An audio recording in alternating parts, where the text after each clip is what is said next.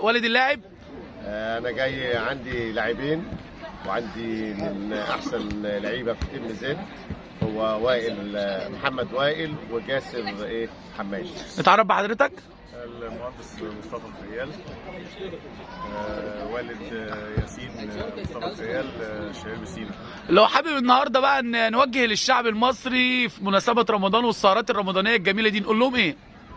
طبعا احنا بنهني الشعب المصري والامه العربيه الاسلاميه بحلول شهر رمضان الكريم، وعاد الله على جميع المسلمين في الامه العربيه جميعا. شايف حضرتك يمكن انت من الناس المتابعين على طول لتدريبات الكابتن سمير خلال الفتره اللي فاتت، تبقى احساسك ازاي كولي امر وابنك بيبقى خلال التمرين وخلال الماتشات بتبقى عايز تقول له ايه؟ والله بقول دايما يا رب ربنا يوفقهم. هو الكابتن سمير كابتن حد محترم جدا، حد كفء جدا، وحد عنده ضمير قول الى ما لا نهايه. بل